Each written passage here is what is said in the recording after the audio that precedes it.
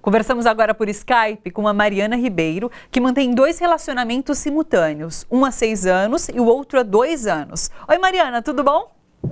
Oi, tudo bem, e você? Tudo bom também, seja bem-vinda aqui no Bom para Todos. E eu queria que você começasse explicando um pouquinho sobre como foi. Então, você tinha um namorado e de repente você se apaixonou por uma segunda pessoa. Como foi esse processo? Sim, na verdade, antes de eu namorar essa segunda pessoa, eu já tinha me apaixonado por outras pessoas. Acho que da primeira vez que isso aconteceu foi muito estranho. Eu sentia muito nitidamente que não era contraditório para mim gostar de uma pessoa e gostar da outra. Que eu não gostava menos da primeira por gostar da segunda. E a nossa sociedade não dá muito espaço para essa possibilidade. Então eu sentia que eu estava errada, que eu tinha algum problema comigo, que eu precisava fazer terapia, que eu precisava resolver isso, porque isso era um problema a ser resolvido.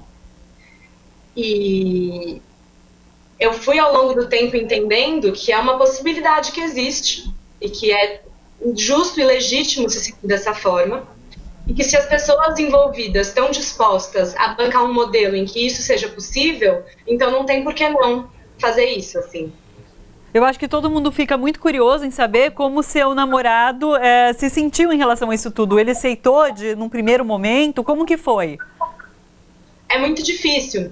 Muitas vezes a gente fala sobre relacionamento aberto como se não existisse ciúmes, nós somos pessoas evoluídas, que já superaram todas essas coisas. E não é bem assim. A gente sente uma série de coisas, como ciúmes, como incômodo, até a possessividade às vezes a gente sente. Então não foi fácil para ele, para essa primeira pessoa que eu namoro. Mas a gente conversou muito, é muito importante que o ciúme possa caber, a gente possa falar sobre ele, pensar sobre ele, o que será que ele está, com que ele está relacionado, que inseguranças que estão em jogo, como a gente pode cuidar dessas inseguranças, como a gente pode acolher isso de outra forma, que não seja necessariamente vou parar de viver qualquer coisa que te incomode. Vamos cuidar desse incômodo de uma outra forma, é como eu penso. Sim. E como que você leva esses 2 relacionamentos em relação à relação que eles 2 têm? Eles são amigos, eles se conhecem? Como que funciona? Eles se conhecem, mas não são super amigos. A gente evita ficar nos mesmos espaços, então assim, é raro eu sair para jantar com os 2, por exemplo.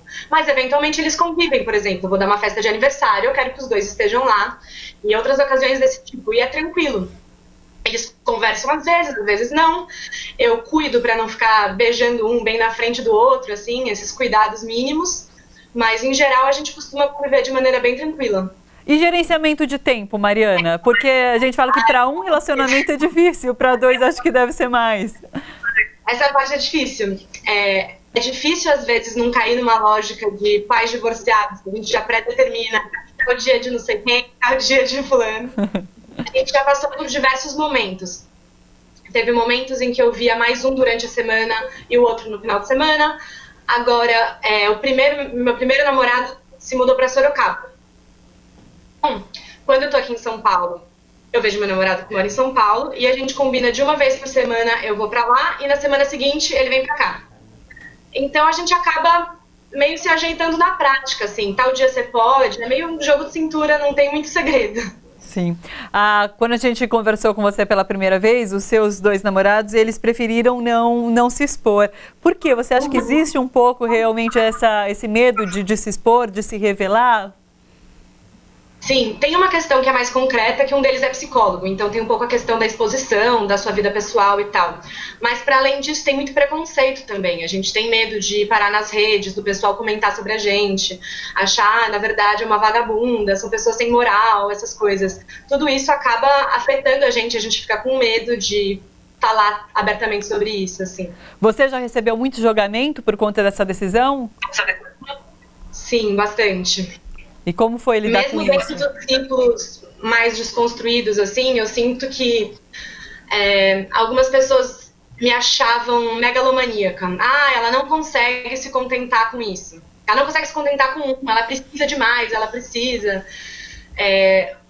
Outra coisa que eu acho interessante foi, um dos meus parceiros estava na terapia e aí estava contando sobre diferentes coisas da vida, na primeira sessão, e aí o psicólogo falou, me parece que o seu sintoma é que você não sabe decidir, que você tem 2 namoradas. Então você não sabe tomar uma decisão.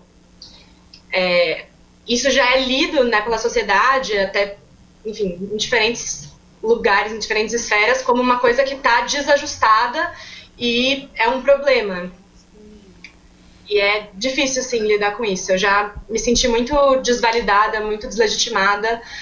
Quando eu sofria, sei lá, sofrer com ciúmes ou com outras coisas, eu sentia que eu não tinha com quem falar, porque o tipo de drama que eu vivo não é um drama que você vai ler na revista Capricho qual é a solução. Não é um drama que você vai assistir Malhação e vai ter uma história parecida para você se identificar. Então é como se não tivesse lugar esse sofrimento, assim, como se ninguém pudesse entender. É engraçado que é muito isso que a gente comentava aqui sobre não ter um manual, né? E acho que a Mariana passa por isso, de falar que não tem na revista, não tem lugar nenhum, não existe um manual para você ter um relacionamento desse. Tentou procurar até com uma psicóloga, né? Às vezes até o microfone, isso. Até dentro, às vezes, de alguns segmentos da psicologia, tem um pensamento conservador mesmo, de que uma pessoa que esteja num relacionamento não monogâmico tem alguma patologia, não consegue se decidir, tem algum desajuste, né? E aí nem esse suporte ela acaba tendo. A Mariana também é psicóloga. Não sei, existe alguma influência nisso de talvez vocês trabalharem mais com sentimentos humanos? Não sei, existe alguma relação?